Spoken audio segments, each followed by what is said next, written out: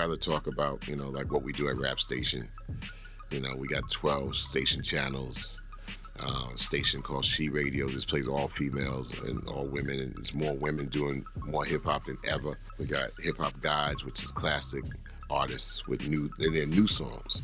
A lot of times you go to Sirius XM where they're limited, so they don't play the new songs by classic artists. We're very confident. We think we're the best in the business. I think we're the best in the business because we started out doing hip hop radio 35 years ago. This is the only thing I brag about. I said nobody can do radio better than us. Nobody.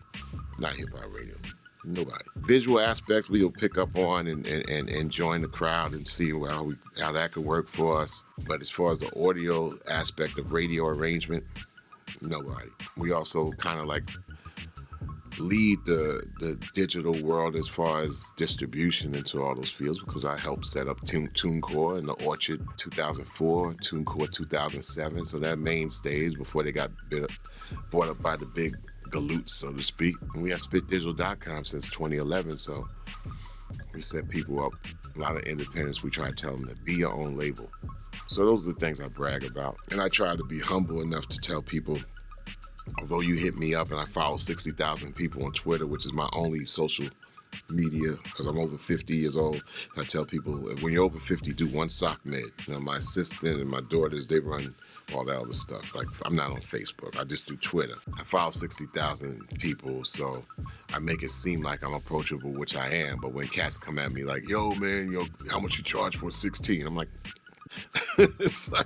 but I don't steer them away. I said, look, I'll support you. We'll aggregate your label. Aggregate. We'll get your label in the digital stores and we'll play your music somewhere and somehow. And you'll probably even get me to spit intro it, and then you use it through your sock meds and set you up with your .com and get your label moving and stuff like that. So those are the things I do. Motivation for me in the digital world, 1996 is when the world of everything else in analog shut down. Make a video, take it to MTV. They're telling you can't wear logos. Go back and change it. You go back to the record company, get a purchase order for a $10,000 change in order for MTV or BET to play it. I'm like, this is some bullshit. So what's next? Okay, well, the box will probably show it. Here we are. So I can't get a video that I shot, done, seen. So you make a song. We got 5 or 6 different versions. Is it going out to these areas? How much you got to press up? Well, we got to press up 3,000 pieces because 1,500 DJs are gonna get two a piece. Do you know where these pieces are going? No, but we'll make sure that we send radio station at least 7 copies. And you find out when you go to radio stations, 7. I know radio stations. Our college radio station. You send them a record in June. It's fucking summertime. So you're sending 14 copies to a station that's closed down pretty much. I'm like, what are you guys doing? So I could not make major labels understand that a lot of things that they were doing was fucking a waste. But the waste means something because they accrued to your expenses. I was like, man, I don't want my expenses to be based on your system. I can't wait till I'm deal directly with our fans. Because if I'm going to to Uruguay or Nigeria and you guys can't distribute there and they got black market and in Croatia, you know what, fuck y'all. I got to deal directly with these people. You guys got West Germany. I got on the other side of Berlin. Oh, well, you signed a contract. And the top of every contract says what? The world and the universe. That means if I get to Neptune with my shit, you guys got the right but can't get there. So the lunacy of all that led me into saying that the digital platform was coming here. If you go to Music and Our Message, Harry Allen's interactive superhighway phone call to Chuck D. Harry Allen laid it all out. The same record that the Source Bash didn't understand that the future of all music was in that record. And we laughed and told everybody it was. 1994, you go to Music and Our Message, go to Harry Allen's, and you hear everything play out. So I already knew it was coming, and I already knew what we wanted to do. The problem was, in 1996, I did the Grammy webcast, Madison Square Garden. They said, we'll pay you $1,000 for it, or we'll give you 2 power PCs. I said, I'll take the power PCs because I got to get computer literate. Mac didn't come out with a laptop until 1999. That was the only problem. I couldn't really master the road because I had my 2, my 2 stacks at the crib. So when I hit the road, I'm not online. Finally, Mac came out with their shell turtle-backed 1 gig laptop, which I was able to go to the next level, which said, I'm leaving Def Jam. We're going to set up, publicenemy.com, which was the first, well, not the first, because the Beastie Boys had the first.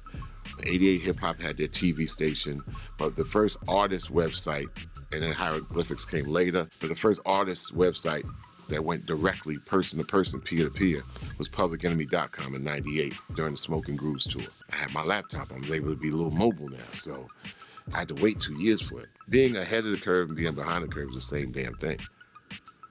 Being on it, we had to wait till everybody got there. So we started Rapstation in 2001, basically doing what SoundCloud does now, but what they're trying not to do. They're trying to pull back. We started Rapstation so artists could go in there, load up their MP3s, and then send people the links. Then later on, we moved Rapstation into being a radio station because it didn't behoove being a radio station back then because you ain't got everybody there.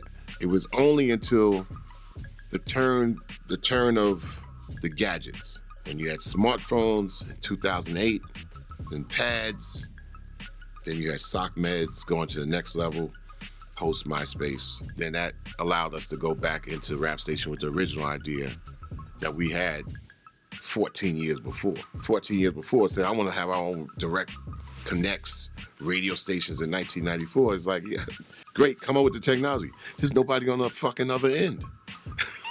You got to wait till people on the other end before you go into it. And then, so that's how that happened. The problems come from home first. Like you can't blame it on this. You can't blame it on the police. You can't blame it on the white man. After a while shit, they also do fucked up shit, but in fear of consequences, it's supposed to start at home. Brooklyn, New York was a little bit like when I was super young, like 6, 7, 8, 9, it wasn't so bad. But by the time I turned 13, things in the neighborhood took a turn. So the music was a way for me to really just, not hanging out with the wrong crowd. I walked with the biggest shoulders in the world to say, I got this, you don't have this. This is the power that I have. To me, the tangible medium, it means everything because it gave you a leverage. I called Chuck and I said, Chuck, did you hear this? And he was like, yo, Hank, I was listening to the same thing. That shit got me on fire. I'm pissed. He said, so we went in and made what we considered to be the inverse of I Know You Got Soul, which was Rebel.